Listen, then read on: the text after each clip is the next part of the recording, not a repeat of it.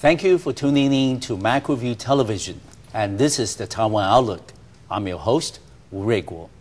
I remember back in the year 2000, the cable news network had identified Taiwan Strait, the Korean Peninsula, and Pakistan and India, the India Peninsula area, as the three hotspots around the world. But with improved relations between China and Taiwan, Taiwan Strait is no longer considered a hotspot around the world. What then are some of the other trouble regions in the world?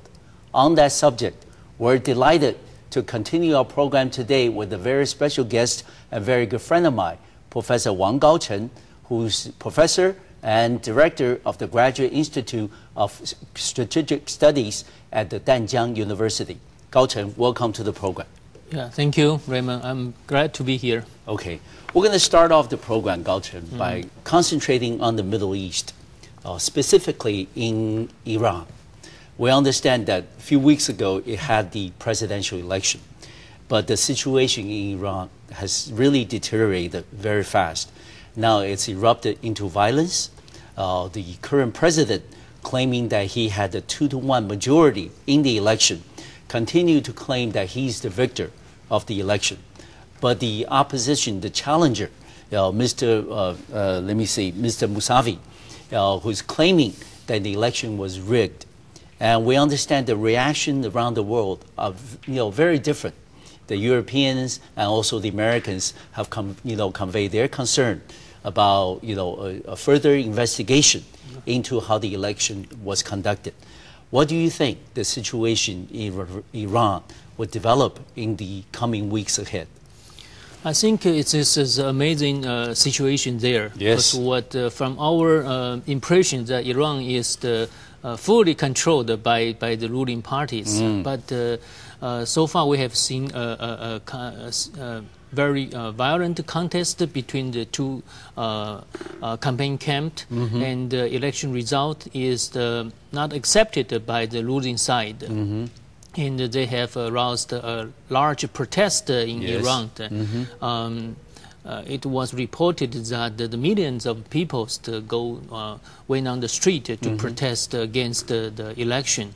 So so far we have seen some bloody conflict, and the losing side leader Mousavi, as far as I know, has already asked for his supporter to be calmed, but continue to put pressure on the government. And Iran's highest leader group may be decided to evaluate the situation, the electoral result, to see what where the final result is can be officially accepted. So I think the situation is still remain tense there. Yeah, and it's still very much unsettled. Yes. Yes. We understand that since President Barack Obama took over the office almost 6 months ago now, that he has wanted to push ahead with a new policy towards the Middle East. Of course, Iran being a very important part of that new policy. What do you think the new security policy under President Obama will react to the situation that's developing in Iran? Yeah, we have seen that Obama already have some talk on this situation. He expressed his concern about the new development, and he said that the United States seems to very much look upon the democracy, the freedom of speech, the freedom of election, fair elections. So they are continuing to watch out those situations. And so far he just expressed his hope that this election can be fair and it can be officially to be examined whether it's fair or not. But at the other time, I observed that Obama also be very cautious. He doesn't want to be very clear to say what is the real result of this election. He just wants to impress that need to be fair and to be conducted by official authority to prove that it has been done that without against most people's will. But I think he still remains very cautious not to be obviously to say whether it's a true or not true elections. I think he also is worried that if he show his opinions too fast, too early, and if that the ruling party finally proved to be can be able to control all the situations, and he will lose another opportunity to improve relation with the second-term Ahmadinejad. Yeah. Okay, and let me ask you then, under the circumstances, especially with a new U.S. security policy towards the Middle East, who would have thought that, under the heavy Muslim, ideology in the Middle East, that democracy is at all possible? What do you think the role of the religion will play in terms of democratic development, especially in Iran and also in the Middle East at large? You mean Iran's democracy? Yes. I think Iran's democracy is a good beginning, at least that shows that not every people agree with the current government and is more like a little bit extremist Muslim policies, and also insists on developing nuclear capabilities, and continue to create tensions with the other Middle East country, especially with the Western countries. So I think that if this situation, cannot be handled safely, it might turn out to be another turmoil in Iran. And since Iran is a big country in the Middle East, that will create another, I think, turmoil situation in the Middle East. And also around the world, in terms of Iran being a very important oil exporting country. Yes, this could cause serious adverse impact on the world economy. Yeah, right.